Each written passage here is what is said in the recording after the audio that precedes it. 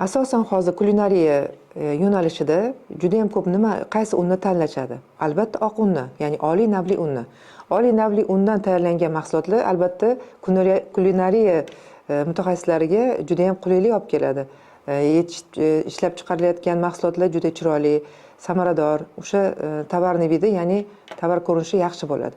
Lekin sog'lig'imizga, inson organizmiga bu necha og'irlik zarar bo'ladi, buni biz hattoki o'ylab ko'rmaymiz. Oliy navli unimiz, ya'ni bu qanaqa o'zi tayyorlanadi? Uni bug'doyni demak o'sha ustidagi qobig'i bo'ladi. Bu kepek, ya'ni bug'doydan un tayyorlanayotgan vaqtda u albatta maydalanadi va uni ustidagi qobig'i, ya'ni kepagi asosan shu bizani nondagi eng kerakli bo'lgan B guruh vitaminlarini o'zi saqlaydi. Mineral vitamin hammasi kompleksli o'sha qobig'ida bo'ladi. Lekin afsuski, oliy navli unda bu qobig'idan ozod etilgan bo'ladi, ya'ni mahrum.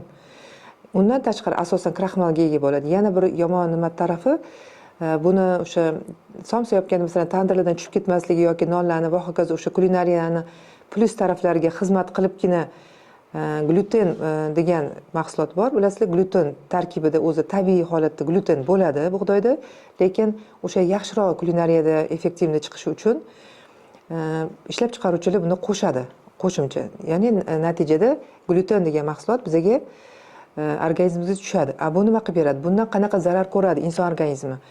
Albatta, birinchidan ichaklarda shu qabziyatlarga bir katta sababchi bo'ladi. Uni o'zi tarjimasi kley, yelimga o'xshagan modda bu.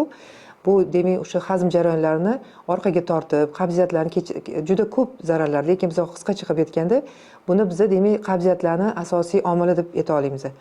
Undan tashqari, demak tasavvur qiling, biz yeyotgan nonimiz o'zini ichida fermenti, mineral vitaminlari saqlamaganligi uchun u juda ham badhazm mahsulotga aylanib qoladi. Demak, biz buni iste'mol oq undan tayyorlangan mahsulotlarni iste'mol qilib, biz salomatligimizga plus bo'ladigan emas, balki minusga xizmat qilib qo'yar ekan. Demak, xulosa qilib aytganda, qanaqa non yeyishimiz kerak? Albatta, miqdoran gaplashdik. Ertalab bu nonni iste'moli ertalab bo'lishi kerak va qora un, iloji boricha oliy navli bo'lmagan un va kepakli un.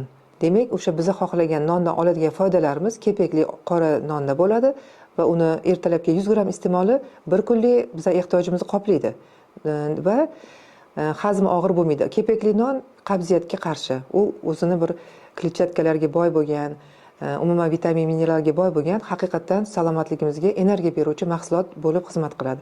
Shuning uchun shu nonni biz non yeyishdagi xatoliklarimizni to'g'rilasak, juda katta muammolarning oldini olgan bo'lamiz.